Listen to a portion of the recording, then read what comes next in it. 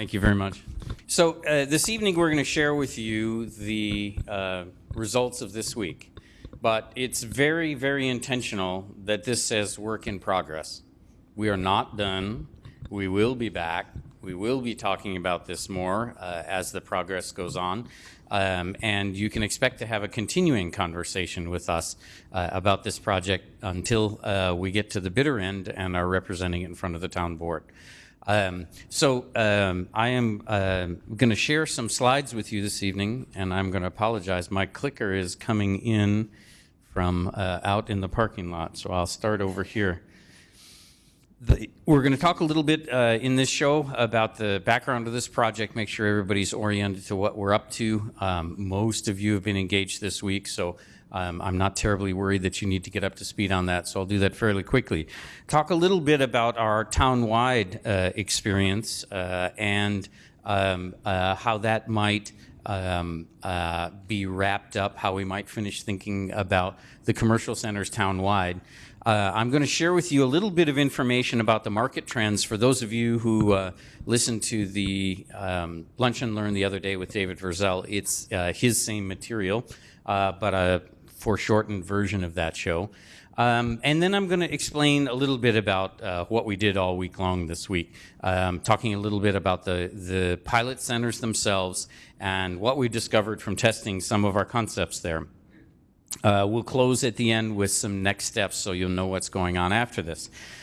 Just as a reminder, the goals of this project include to create an update to the comprehensive plan with regard to the commercial land and the mixed-use activity centers in town. So a number of you have seen the map, the 57 centers throughout the community. We're intending to help the community set a clearer vision of what those centers should be in the future. And in doing that, then provide a vision that can inform the zoning so that our zoning process does no longer have to be quite so adversarial. So following on the comprehensive plan amendment is a piece that will include on the update to the zoning.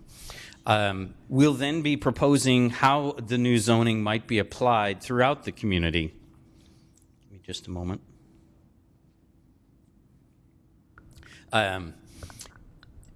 So I wanted to say a special thank you to all the people who provided space for us during the course of this.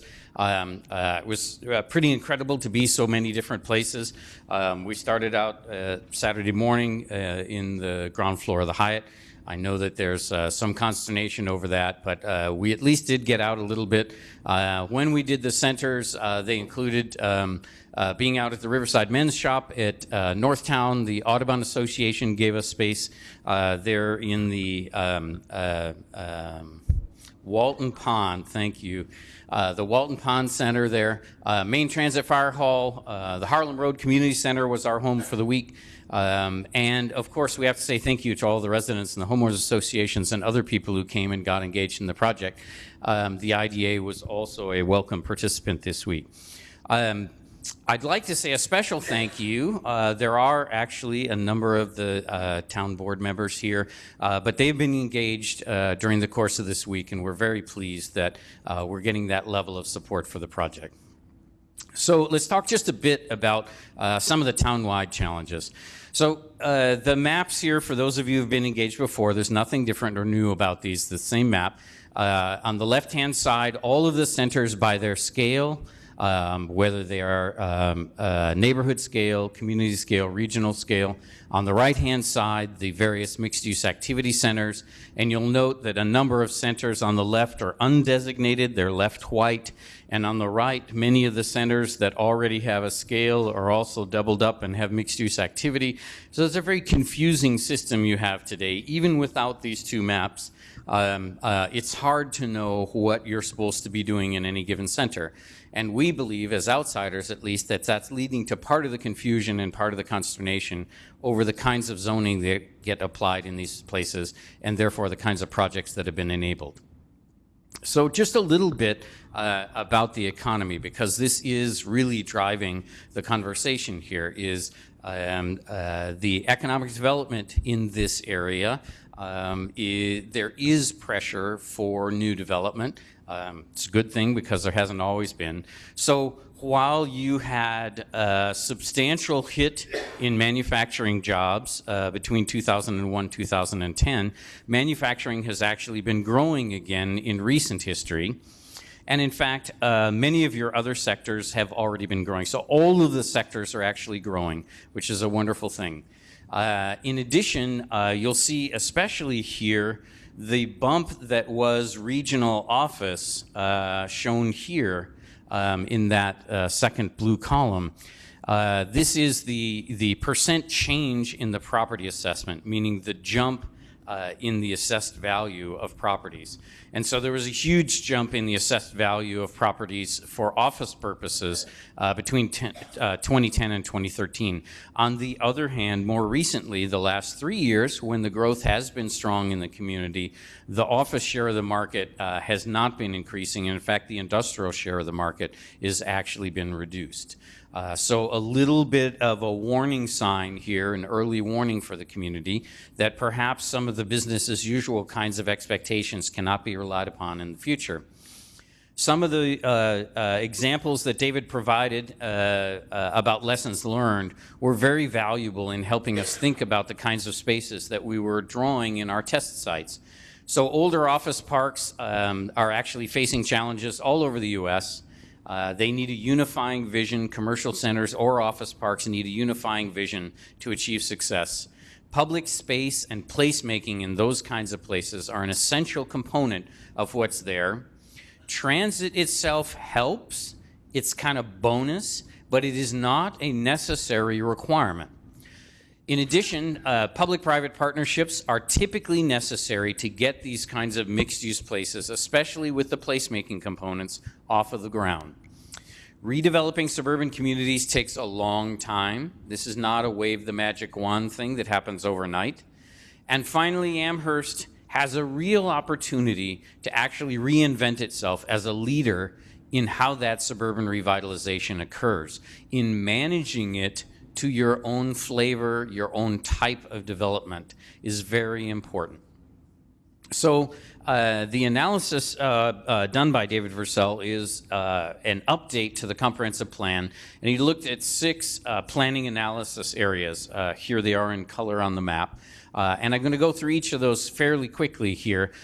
Basically, in Northwest Amherst, the future development needs 270 to 426 square feet, 1,000 square feet of office space, 224 to 311 of wholesale space, 78,000 to 129,000 square feet of retail space, no new manufacturing. One of the priorities suggested here is the redevelopment of the Audubon Industrial Park. Needs a rethink in line with some of the statements that were made earlier. Planning Analysis Area 2 in the northeast, up on the northern part of the town. The net demand for commercial space is up to 70,000 square feet. That's pretty modest. One big grocery store would take it all, and that's 25 years worth of demand. So 45 to 70,000 square feet of retail space, no net gain in manufacturing, wholesale, or office space. New development will simply replace obsolete buildings in that area. So not a lot of demand in the northeast portion of Amherst. The priority is finishing the build-out of Cross Point Business Park. Planning Analysis Area 3, this is the area around UB, sort of in the center of the town, but on the west side of the center. Net employment growth, 1,300 new jobs in this area. Demand for commercial space, much more substantial, about 450,000 square feet. Significant demand for office, significant demand for retail. No new manufacturing or wholesale. The focus here is the edges of the UB campus. What a surprise. Including, however, redevelopment of the Audubon Office Park and a number of the older retail centers in the area. Those are a target for the next 25 years. In Planning Area 4, also in the middle of the town, but on the eastern end, net employment growth is not expected to change. Now, this is sort of an important note that all you're doing is shuffling the jobs around in this sector. right? Net demand for commercial space, 64 to 122,000 square feet. New development needs really only include the retail space, no new manufacturing, wholesale, or office space. The priority is small-scale retail development in this segment of the town. Planning Area 5, this is from UB south, basically from the other side of the 290 down to the town line. And here you can see very substantial change. 6,600 to 10,400 jobs over the next 25 years. These are added. 2.1 to 3.2 million square feet of commercial space demanded. This does not mean we need to meet the demand in this planning area, but that is the anticipated demand here. Very substantial demand for retail space, and actually some demand for office and wholesale space, and a little bit of demand for manufacturing space. So redevelopment of business parks and retail centers, infill development along the commercial corridors. This is a substantial growth area in terms of its demand. The final planning analysis area is the southeastern portion of the town. Again, fairly substantial demand for commercial space, a fair number of jobs, wholesale space, retail space, office space, no new manufacturing space. The priority here is additional wholesale and light industrial space along Worley and redevelopment of the commercial sites along Main and the other major corridors.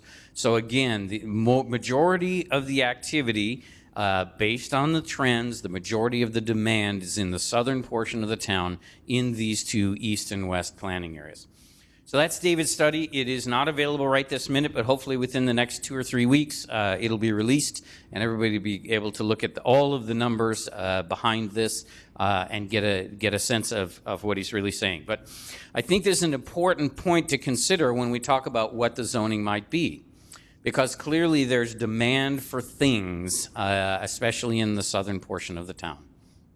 So just a little bit about the Charrette Week. And I got to give a shout out, I guess, to everybody who came on last Saturday morning.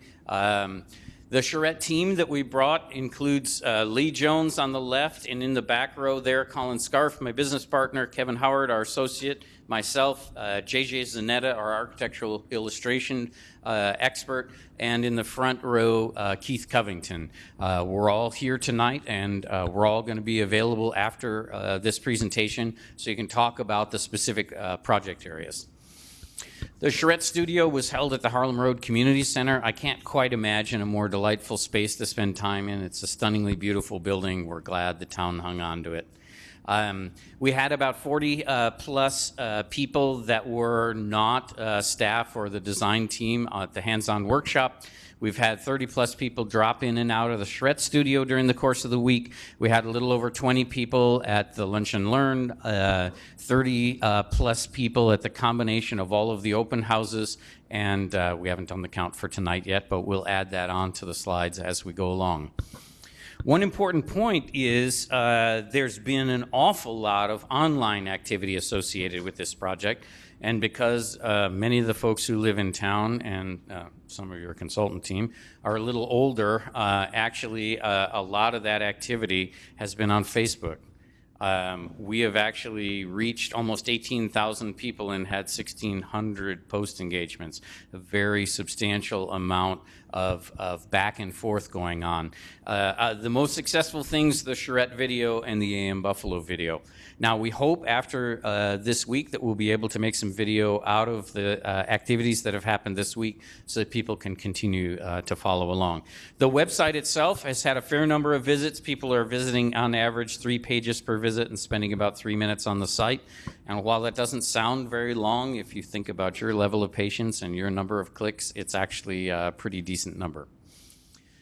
So here we are. We're at the work in progress presentation, the final presentation of the Charrette Week. And just to share with you a little bit about what we've been doing this week, for those of you who have not caught up with us. On Friday, we got the team here and we toured the town. We got to each of the centers. We were fascinated to actually get out on the ground and see some of the things. On Saturday, we held the hands-on workshop. And many of you were there, as you'll see in these pictures. In addition, at the end of the hands-on workshop, when the breakout sessions were done, people reported back their big ideas and pointed us out where those ideas occurred. So some of the things that we heard from the public on Saturday morning that we've tried to pay attention to in designing some things that fit into each of these 6 test sites. In Northtown, the note that it needs more green space, needs its roads reconnected, and that height transitions will be very important to the neighborhood surrounding there. In Snyder and Eggertsville, the need to maintain a traditional neighborhood height, the need to deal with the traffic flow through the area, requiring buildings to be pulled up to the street rather than set back, the ability to create rear buffers where projects abut neighborhoods, the possibility of lowering parking requirements since this is a neighborhood node and it actually involves a fair amount of walking from the adjacent neighborhood, and the need to improve the quality of design in that node.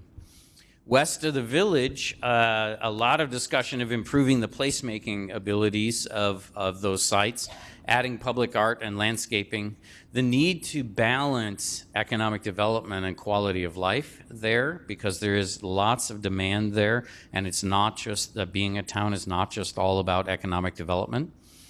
The need to improve the transitions to the residential area. I actually liked this phrase and included it: walkable, bikeable, parkable, right? Have to be able to find and park in a place as well.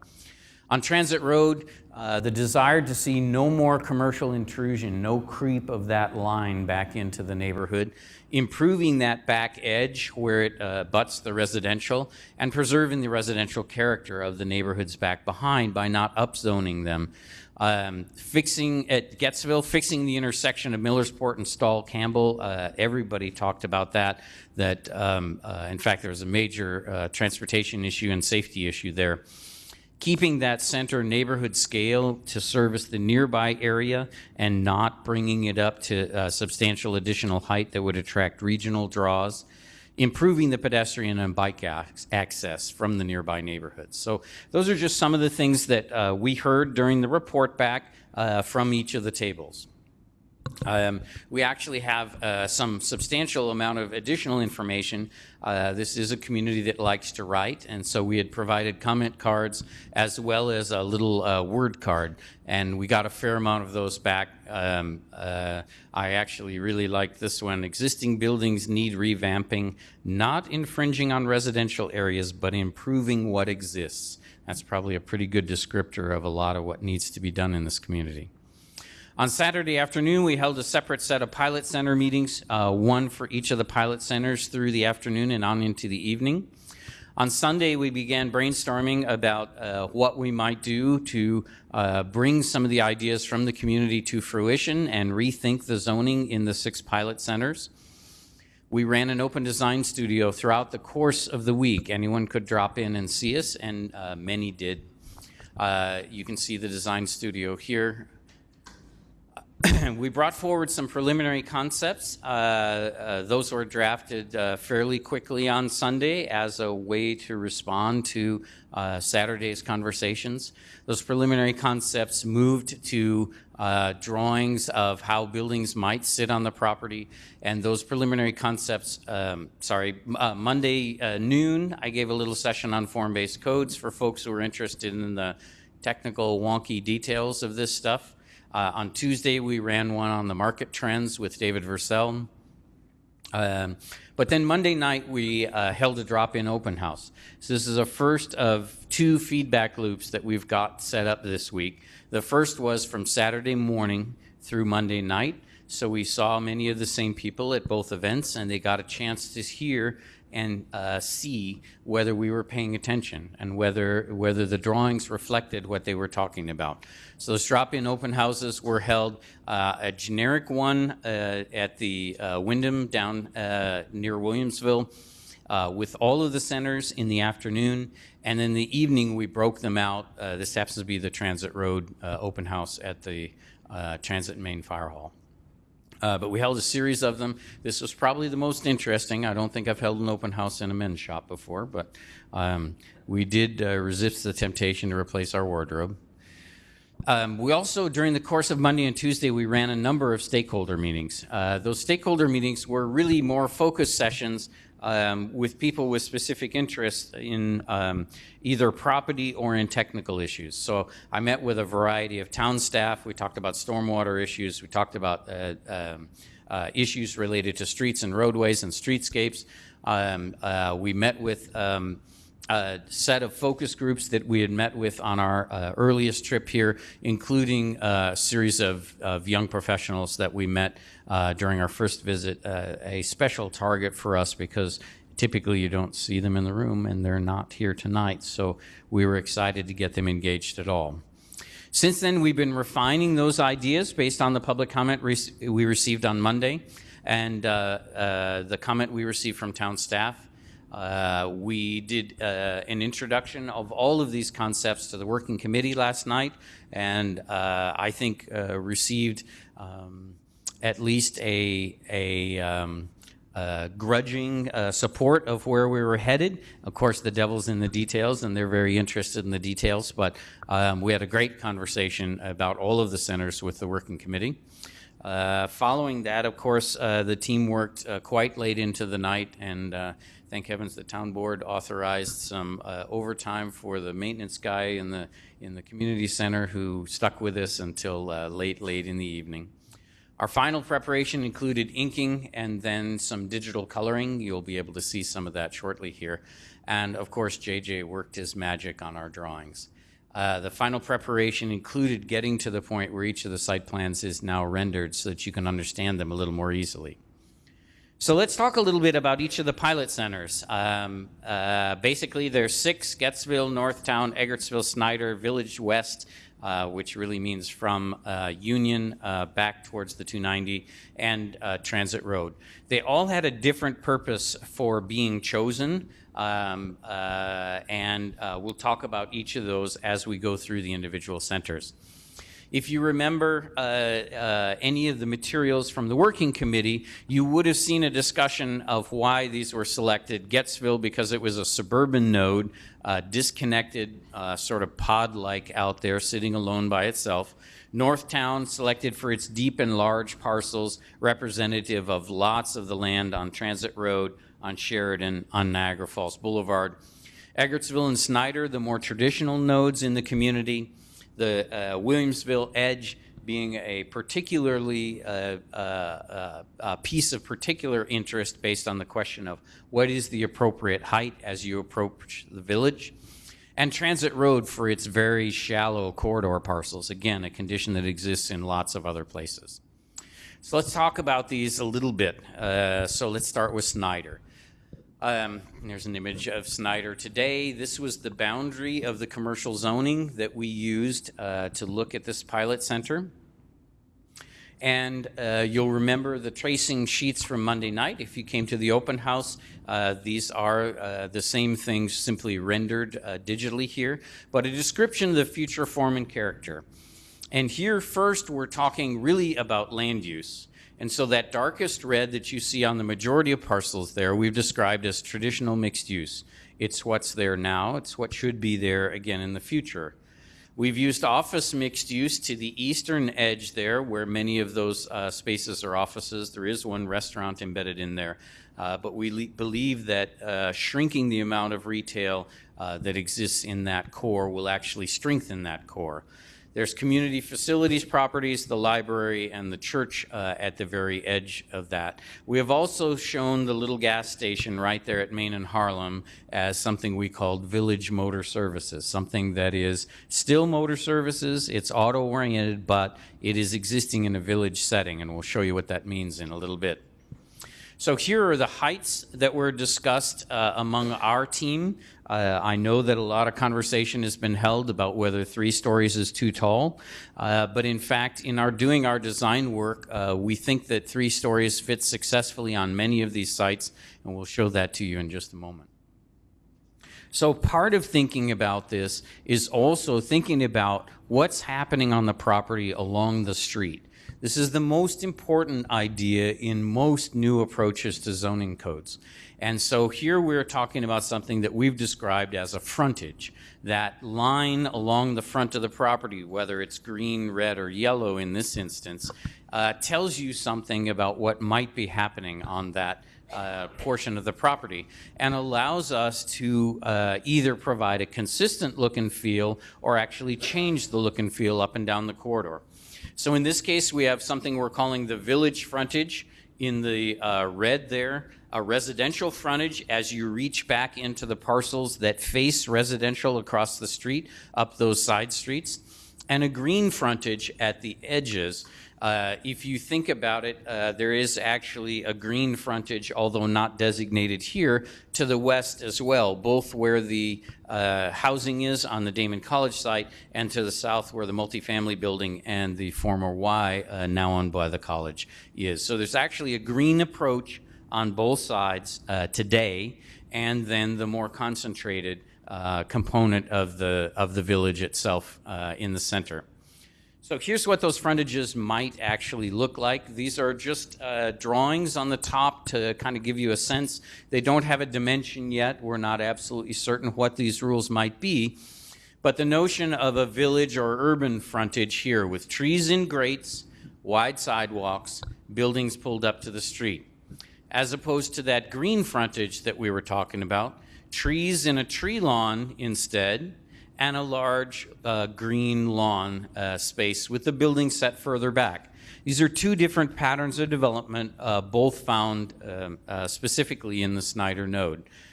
Just to show you a couple more frontages that we're going to be using later on so that you've got a visual of how those might work. A residential frontage in which you see the stoops or porches here, very similar to the green frontage, but driveway accessing parking behind, for example.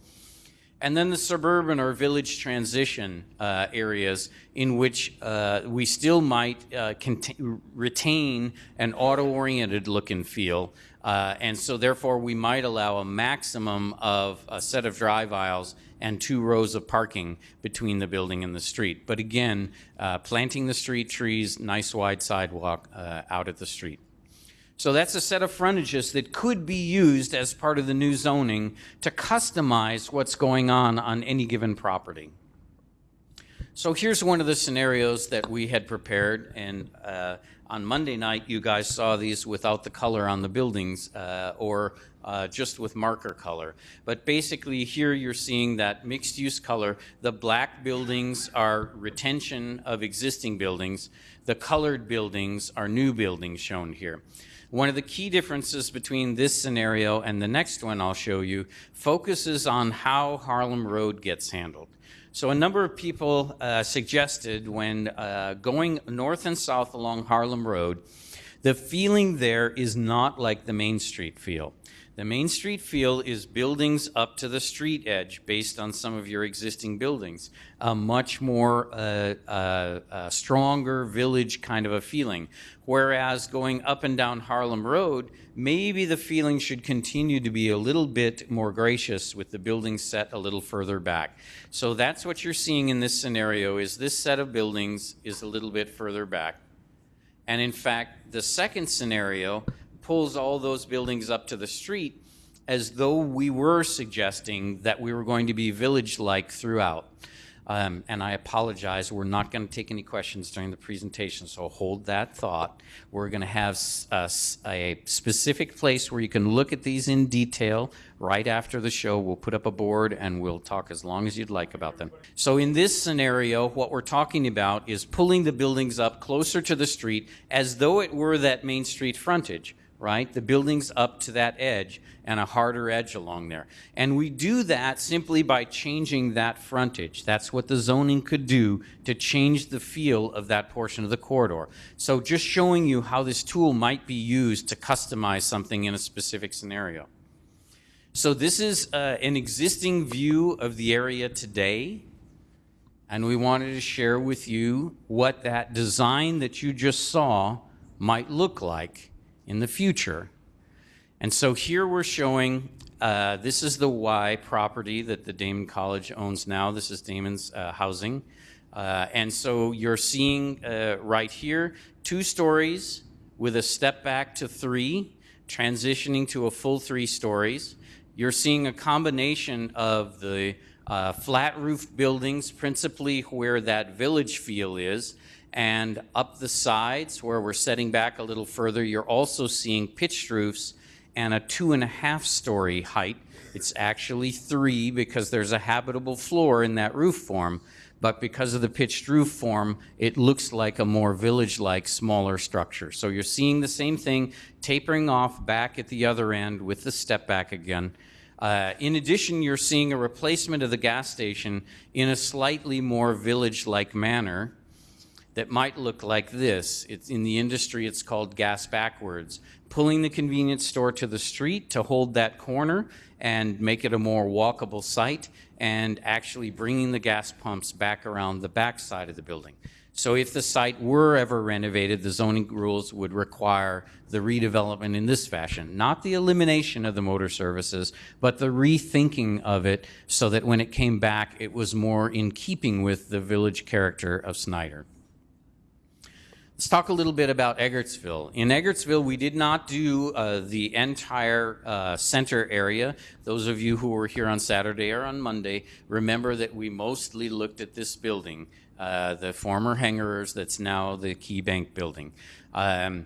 This is sort of an amazing result of an old town board decision that allowed a building of almost 150,000 square feet to be embedded in a tiny little village center.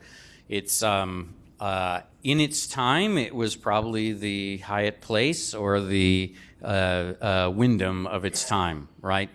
I don't know how this got through, but it did. Right? So it's an example of the kind of thing that we should be managing again in the future so it does not happen again. So here's the site. This is the existing building. Many of you know Sacred Heart and its new gym to the other side. Sacred Heart is using this portion of the parking lot now for parking, and the Key Bank building is only using this portion of the parking lot for their own parking associated with the sort of back office business that they have there.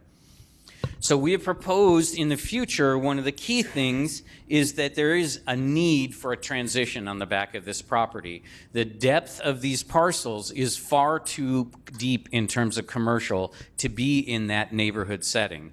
And so we're showing here a townhouse portion of the site, and because the adjacent school has gone multifamily, also a multifamily portion of the site adjacent to that. Then we're showing the mixed use again on the remainder of the site, but not as deep as before. And finally, we're showing that village frontage, that harder edge of trees and grates and a wide sidewalk across the front of that property, which is pretty much what it is today. Height in stories, we're showing only 3 stories on that entire site, whether it is the townhouses, the multifamily, or the mixed use. And this is what it might look like if we retained the existing building, and we would have to move Sacred Heart's parking elsewhere. They would have to find their own kind of opportunity elsewhere to accommodate their parking. But we could actually do the residential component right now just by carving out that piece in the back of the parking lot and still park the remainder of the bank building. There are 315 parking spaces remaining in this diagram. And so what you're seeing here is use of that back alley to access garages, and these are towns that actually face onto this green space in the center. These garages are actually along the back of the parking lot and are accessed from the commercial parking lot. These ones face each other across this small street. So what you're seeing, these ones face this street. These ones face the green. The garages face each other on that little street and here on this little alley. So this is a set of townhouses that could be built on that site and add value to that site that might actually help, for example, support renovation or something else, improvement to the drainage, other kinds of things that that site might need in the future. That's our first scenario. We're also showing a second scenario in which we're pulling down that bank building. In this scenario, we've actually shortened up the townhouse a little bit, but that concept is still intact to protect the neighborhood back behind. We have 2 little multifamily buildings along the side where the school is, which is turning multifamily now anyway. And we have 4 mixed-use buildings, but they're pulled up to the street, and there's a green space at the corner to become part of a community gathering space, part of that placemaking and rethinking of these kinds of places. This is the existing building, the existing site. You're seeing the church in the foreground, Sacred Heart, and its gym in the background. Everybody oriented? Here's what it might look like. So this is 3 stories tall of mixed use across the front, multifamily going on up Harlem. You'll see the townhouses and their green court back in the back. A much more village scale response to that site, breaking the buildings up into multiple buildings, providing an open space for the community, a gathering space, and in general doing a better job of fitting in with the scale of Eggertsville. West of the village, this is one of the more challenging portions of the town, as everyone knows. It is also, from a market perspective, this is the hottest part of town right now, about to be perhaps beaten out in development pressure only by the other side of the village, where land is very cheap right now. There's a building going up already, and you could see many more small mixed-use buildings going up on the east end of the village. But here on the west end of the village, this is the boundary of the commercial zoning that we looked at. Some people asked why we didn't include the big residential building and some other things. It's because at least currently they're not zoned commercially, but they could be included in this zoning rethink as we move forward. So here were the future form and character proposals for this area. One of the key things is, in our minds, we agree with the citizens that the front edge along Main Street should never have exceeded 3 stories. It should never have exceeded 3 stories. Now it has. This is the Wyndham right here at North Forest. We are showing motor services for the small gas station out on the west end. We are not showing motor services here when you get further embedded into the village. So this gas station, which is very successful and I believe people find convenient, does not make sense in the long-term pattern for this area. What you're seeing here in the red, again, is a very urban kind of a frontage, trees in grates, etc., up to Forest Road. Because in our minds, what we are encountering here in terms of transitioning to the village is the village came to you already when you approved this building. So we've got to move in to the point where these blocks are accommodating that kind of development. But we have drawn the line in the sand, if you will, at North Forest Road. And to the west there is the village transition frontage. And I'll get a chance to show you what those might look like. But think of it very much like, for example, the Chico's area there right now, with the building set a little further back, a modest amount of parking between the building and the street. So here's a concept for how some of that might develop. I guess the most important part to us in respecting these sites is getting a chance to be able to bring the greenway through the site. So you're seeing that here along the former train line. You're seeing access to that. Pulling buildings up towards the street, the most urban of them on the eastern end, these ones set a little further back from the street. Tapering those intensities off as you go back towards the neighborhoods. If you look back at this original drawing, again, there's 2 colors showing here. This piece is office mixed use, as are these. The retail component is centered on the top site and along the face and on the Walker site, and is not including every single block back there. So what you're seeing here is another scenario for the area in which perhaps some of the more modest things remained and some of that office development was still here. Let me just flip between these two so you can see the change. Forest is here. North Forest is adjacent to the Wyndham here. And this is Union. Does that help? This is Union today. This is Main. Forest. This is the Walker Center site. This is where the tops is today. Okay, so the dark U that you see in the tops of the drawing, that dark U is where the tops is today. Okay, thank you. Sorry about that. And when you see a dark building, that is, these black buildings are existing buildings that are retained. So the first scenario is a more intense mixed-use scenario here. The second scenario is a modest addition to the Walker Center here. So the addition of some green space in the center to provide some of that placemaking that we've been talking about. And then the inclusion here of some smaller office space. Again, this is office off here on the eastern edge as well. So the second scenario is just a slight variation. It does show here the difference in what the frontage might do. Here is built to, right? And here is set further back with parking in the front. So here's the existing site today. This is what it looks like when you look right at the tops. Okay, so you're looking straight up the greenway at the tops.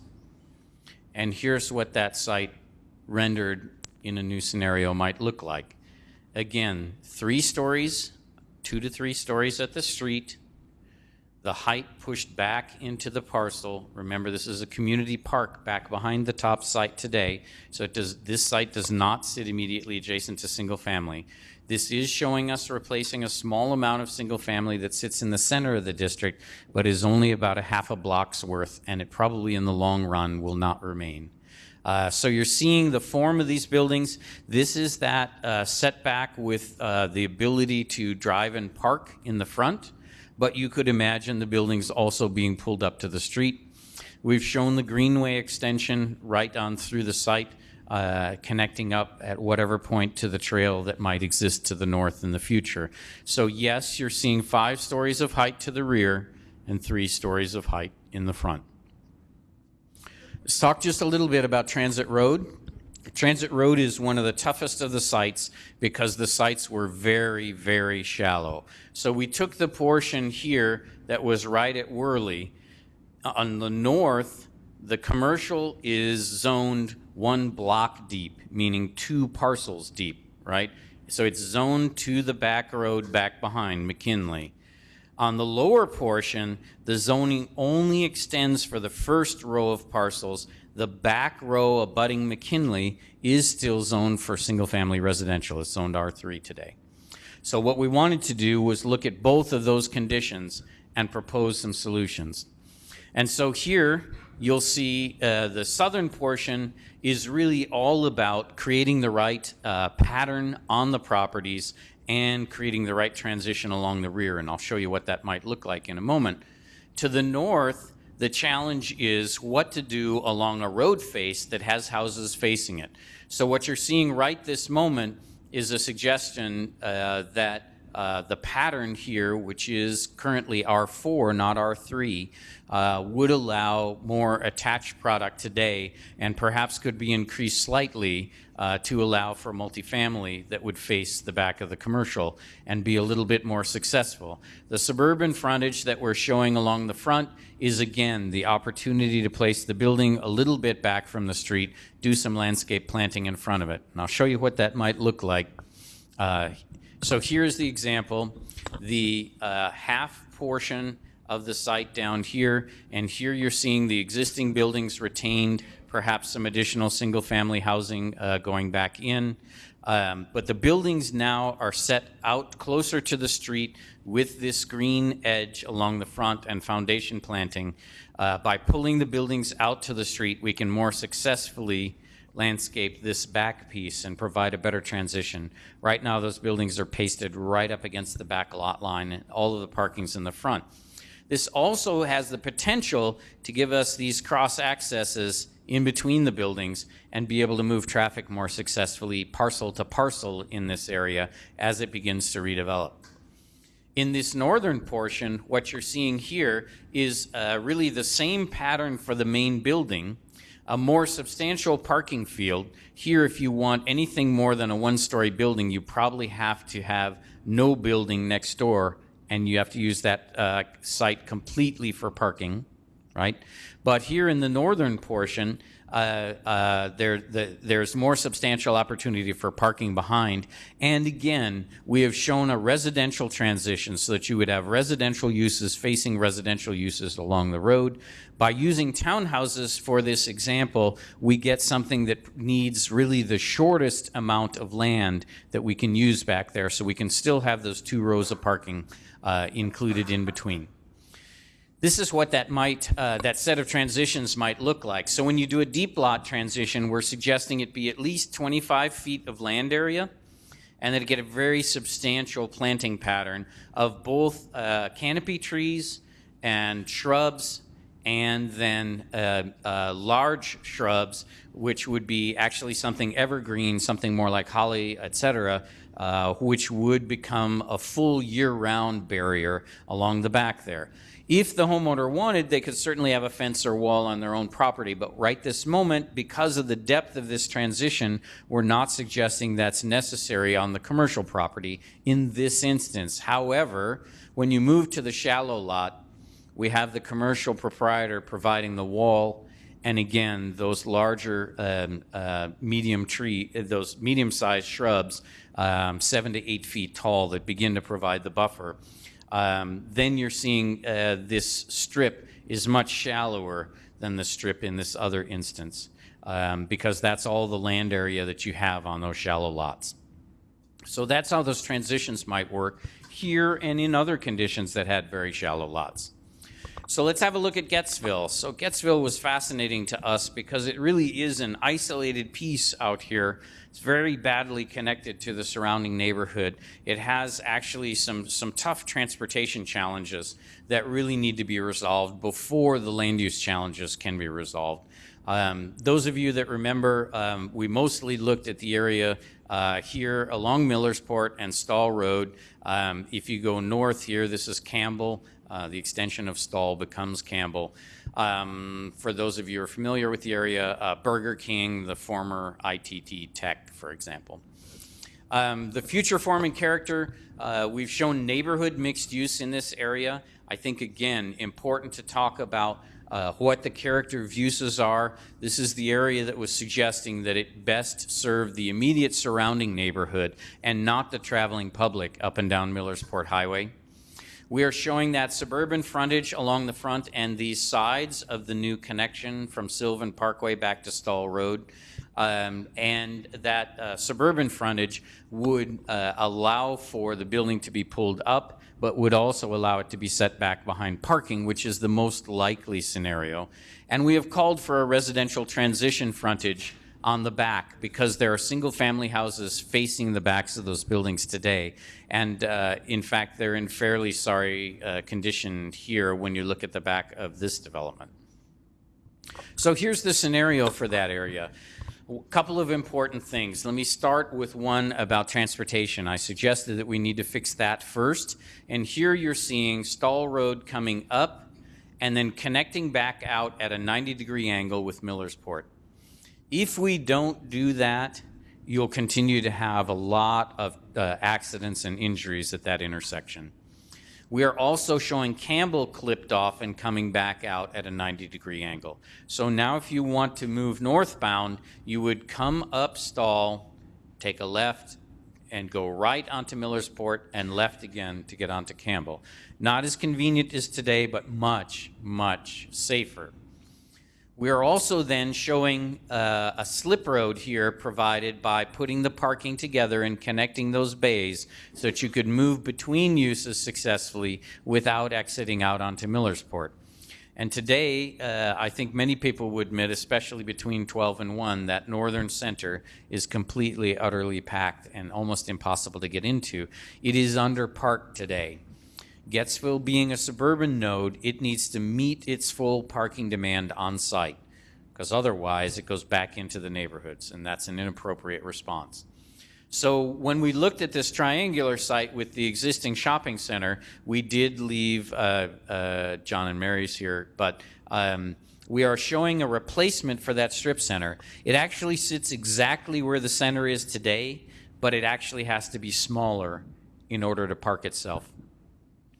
And then we are showing to the south the replacement of the ITT building there today. Here we're showing two-story office.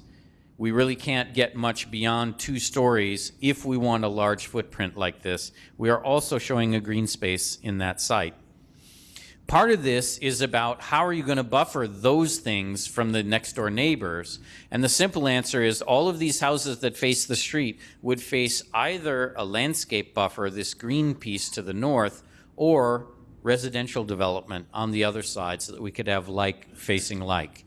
So again, we're showing some residential units back into the property on the commercial side in order to make for a deep lot transition to single family. So there's the existing site at Gettsville. You can see these awkward roadway configurations. Yes, there are some connections, but they're quite awkward up and down. And again, there's that very sharp pointed movement up through the north and lots of other turning movements happening all at the same time there. So what might that look like in the future? Here it is. You're seeing the slip road here along the front. You're seeing the replacement of that northern center at 1 story, 2-story office building, and then you're seeing both the landscape transition on the one hand and also a residential transition in support of making sure that the houses along Stall Road retain their value. Finally, let's have a little look at Northtown. Northtown was the most fun because, again, we could think about blowing it all up because what's there is not really very impressive today, especially since the much of the center has been emptied out. Now, there is the brand new Whole Foods going up, so there's new possibilities on this site. We're showing the existing center here. This is the former site plan before they cut the Whole Foods in, so that's the old building footprint there. So here we're showing some future form and character for that site. One of the key things is that Eggert Road coming up the back has got to remain a quieter road. It cannot be blown up into a big intense thing. Even if in the future transit were to come up Eggert Road, for example, the NFTA is considering that this is the appropriate place, they believe, to bring the subway back up from underground and take it on up Eggert and up Niagara Falls Boulevard and over Maple to the university, which would provide them a so-called one-seat ride for the UB students between the 2 campuses. This is a model that they're actively pursuing in their study that's happening right now, so you need to kind of keep an eye out for that NFTA study as well. So we are showing that regional mixed use on the majority of sites here, but as you go along Eggert Road, we're really saying it should be restricted to the node at Niagara Falls Boulevard, the one at Alberta, which is being cut back through as part of the Whole Foods development, and again, the one down at Bailey. And in between, we're showing residential mixed use right here and up here. There is no reason that we need all of this commercial activity, given all of the commercial activity that is on Niagara Falls Boulevard and on Sheridan Road. There isn't any reason to bring all of that retail activity both back down to this small Eggert Road back behind. We are, on the other hand, we're showing 3 stories around the outside edge. Again, a very similar idea to what we're showing for the edge of the village. The need to bring down the scale of the buildings as they as they become adjacent to the roadways and the sidewalks, and showing the bulk and mass, the 5 stories here in this instance, in the center of the site. And we'll talk about that a little more as we look at the individual pictures. So we did, again, 2 scenarios, one which really just infills the existing site. And so, again, these dark buildings are the existing buildings. This is actually the new Whole Foods footprint. And here's Alberta cutting through along with Carmen. And this is the existing center that's there today. These brown and pink buildings are new. You're seeing the node here at Bailey, the node again at Alberta, and out here at Niagara Falls, and residential in the other buildings in between. Potentially something like live-work could be there, in which there were smaller units, lower intensity commercial opportunities along that backside. We're also showing, in order to intensify this site, the need for parking decks. So here's one substantial parking deck, and here's the other. Each of them serves a surrounding area of mixed-use development. We're showing a green space here as you enter the site, a green space here in the redevelopment of the site on the portion to the east, mixed use along the roadway, and residential above in the inner portions of the site. What this scenario does is builds, instead of a pool of parking right in the middle and a one-sided strip shopping center, you actually get a small Main Street feel internal to this entire site through here, as the buildings line a single small street, a walkable street. So this is what many people describe in the industry as drive-to urbanism. I drive here, I park in the parking garage, but once I've gotten there, I'm willing to walk around in the same way I might in the village of Williamsville, because I'm on a delightful little street. We have another scenario where we couldn't resist taking out a little bit more of it. So here you can see the change. We've taken out the two major buildings on the site, the L of the existing single-story buildings, and we've replaced those with a finer grain of footprint buildings, and we put in an additional parking structure here in support of the new development. You'll see again the inclusion of green space as public open space in these portions, and the support for an internal Main Street throughout the site. So again, what might that look like? Here is the lovely North Town Center today, just before they tore the end down here. This is the Whole Foods site right here. Okay, so it's right before that was torn down. And here's what it might look like in the future. So again, here you're seeing the residential component supported by the commercial node as you enter the site. You're seeing liner buildings that hide the parking within the site, and a very walkable interior here. Again, parking structure lined by a taller building. The tallest building embedded in the center of the site, not out at the edges. This is the Whole Foods footprint, so you see redevelopment both to the south and north here. One additional thing that I can't resist suggesting here is we did include a station area right here, and there's the subway as it's just come up out of the ground, and it's about to go on down Eggert and head around the corner. So these are some of the kinds of future possibilities you should be thinking about as you think about that corridor on the west edge and its new transit which might come. It might only come as rapid bus. If so, it would be on Niagara Falls Boulevard, we're told, but it will still be nearby this site. And no matter what, these sites will be desirable intensity opportunities within the town. So I just wanted to show you a little bit of what that internal street might look like, because I know it's hard to envision that in just 2D. So imagine this is the shopping street internal to the site.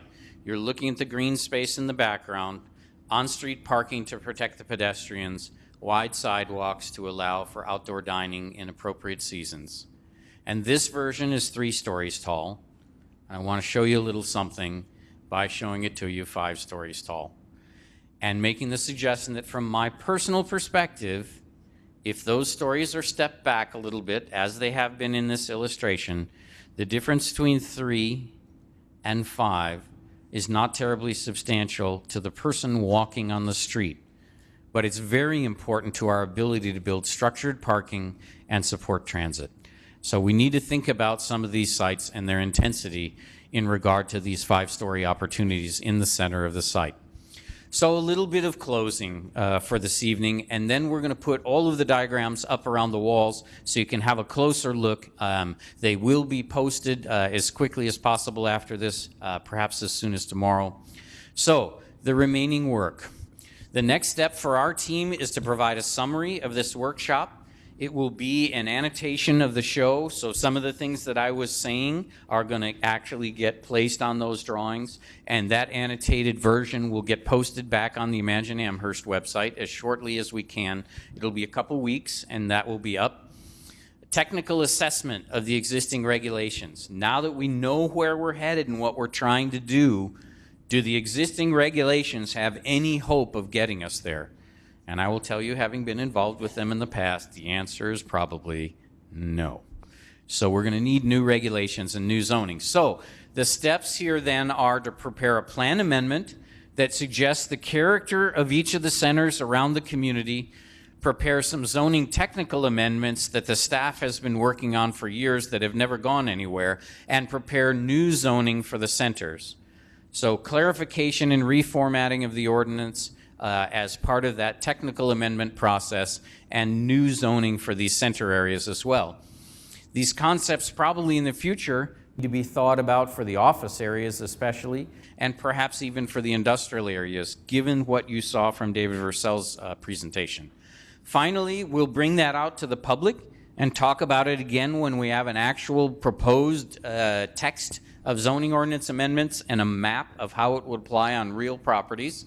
It'll go through legal review, and then it will go through the typical town board adoption process.